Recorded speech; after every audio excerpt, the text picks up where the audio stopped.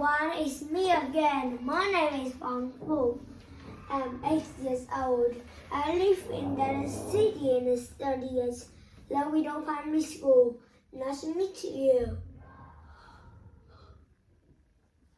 Today we are gonna read our book, The Four Clever Brothers by the Brothers Grimm.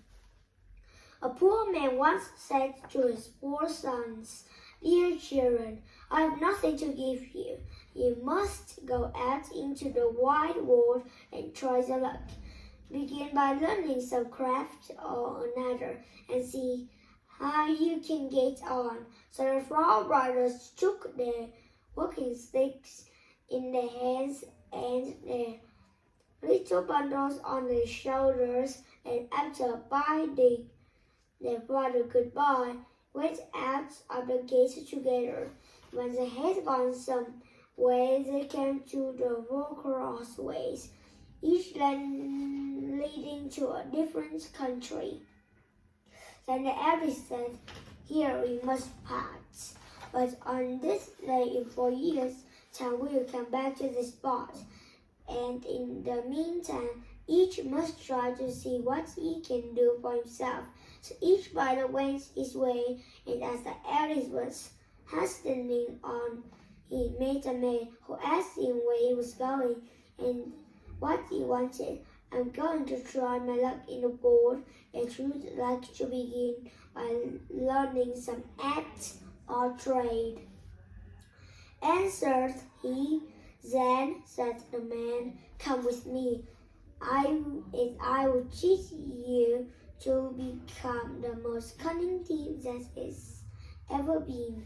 "No," said the other, "that is not an honest calling, and what can one look to learn but the gallows?"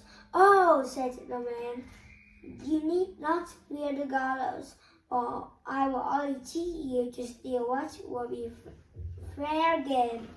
I meddle with nothing but what no one else can guess or care anything about." So the young man agreed to follow his trade, and he soon showed himself so clever that nothing could escape him, that he had once set his mind upon. The second brother also met a man who, when he found out what he was setting out upon, asked him what craft he meant to follow. "I do not know," said he. "Then come with me and be a stargazer. It is a noble art, for nothing can be hidden from you. When once you understand the stars, the plan pleased him much, and he soon became a skillful stargazer. That's when he had thrown out his thumb and wanted to leave his master. He gave him a glass and said, 'With this you can see all that is passing in the sky and on earth, and nothing can be hidden from you.' The third brother met a huntsman who took him with him and taught him so well about hunting that he became very clever in the craft of the woods. When he left his master, he gave him a bow and said, 'Whatever you shoot at with this bow, you will be sure to hit.' The youngest brother likewise met a man who asked him what he wished to do. 'Would not you like,' said he, 'to be a tailor?' 'Oh no,' said the young man, sitting cross-legged from morning to night, walking backwards and forwards with a needle. 'Will never suit me.' 'Oh,' answered the man, 'this is not my sort of tailoring. Come with me, and you will learn quite another kind of craft from that.' Not knowing what better to do, he came into the plan and learned tailoring from the beginning. When he left his master, he gave him a needle and said, You can do anything with it, be it as soft as an egg or as hard as a steel, and the joint will be so fine that no seam will be seen. After the space of 4 years, at the time agreed upon, the 4 brothers met at the 4 crossroads, and having welcomed each other, set out towards their father's home, where they told him all that had happened to them, and have each had learned some craft. Then one day, as they were sitting before the house under a very high tree, the father said, "I should like to try what each of you can do in this way." So he looked up and said to the second son, "At the top of this tree there is a chaffinch's nest. Tell me how many eggs there are in it." The storyteller took his glass, looked up and said, "5."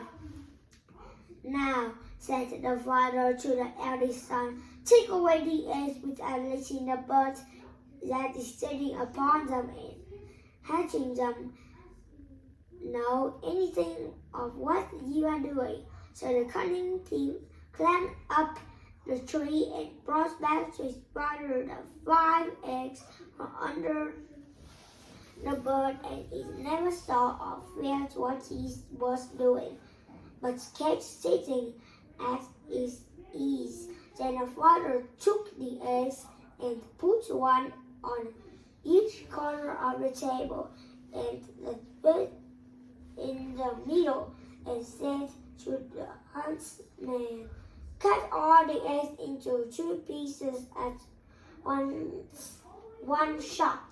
The huntsman took up his bow, and at one shot stuck all the 5 eggs as his father wished. "Now come, Sultan," said he to the young tailor, "see the eggs and the young birds in them together again, so neatly that the shot shall have done them no harm." Then the tailor took his needle and sewed the eggs as he was told, and when he had done, the thief was set to take them back to the nest and put them under the bird without his knowing it. Then he went on seeding and hatched them, and in a few days they crawled out and only a little red streak across the necks, where the tailor had sewn them together. "Well done, sons," said the old man. "You have made good use of the time and learned something worth knowing, but I'm sure I do not know which ought to have the prize."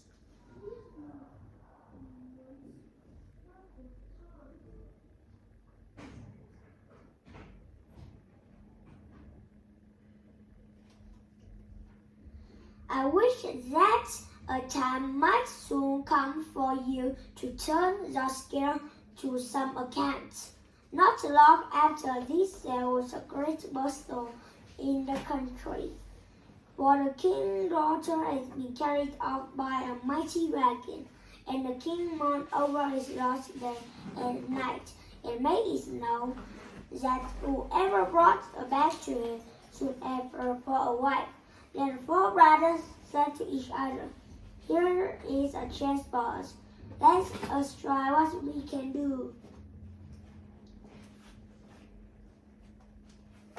And they agreed to see whether they could not set the princess free. "I'll soon find out where she is," said the stargazer as he looked through his glass.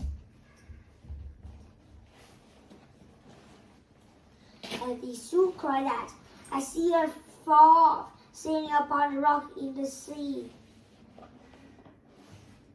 and I can spy the dragon close by, guarding her."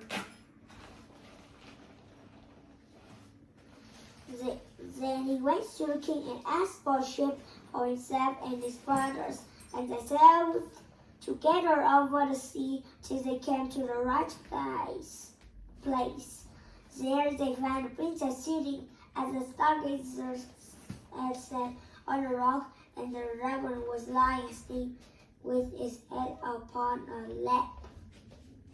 I did not shoot at him, as the huntsman, for I should kill the princess also. Then I would try my skill, said the thief. And he went and stole her away from under the dragon so quietly that the beast did not know it, but went on snoring.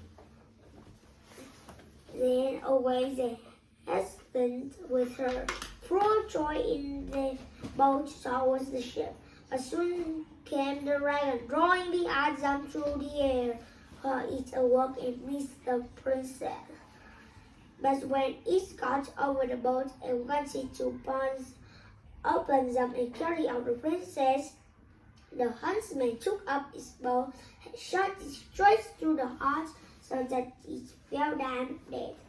So they were still not safe, but it was just a great beast that it is for it overtakes the boat, and they just in the oversea upon a few breaks. So the tailor took his needle with a few light switches, put some other place together, and he sat down upon these, and sailed about and gathered up all pieces of the boat, and they tied together so quickly that the boat was soon ready, and they then reached the ship and got home safely. When they had brought home the princess to her father, there was great rejoicing, and he said to the four brothers, "One of you shall marry her, but you must settle among yourselves which is to be." And there arose a quarrel between them, and the stargazer said, "If I had not found the princess, and all the skill would have been of no use. Therefore she ought to be mine. Though she would have been of no use," said the thief, "if I had not taken her away from the dragon, therefore she ought to be mine." "No, she is mine," said the huntsman, "for if I had not killed the dragon, it would either have torn you and the princess into pieces.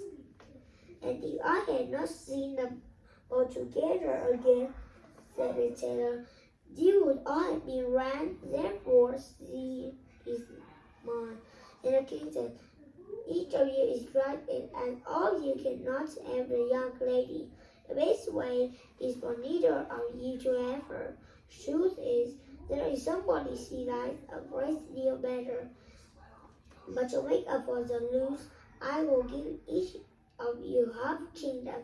So the brother agreed that this plan would be much better than either quarreling or marrying a lady who had no man to have them.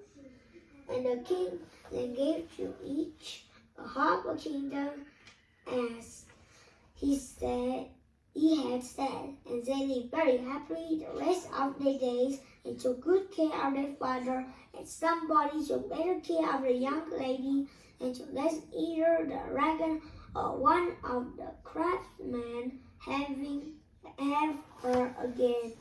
Goodbye.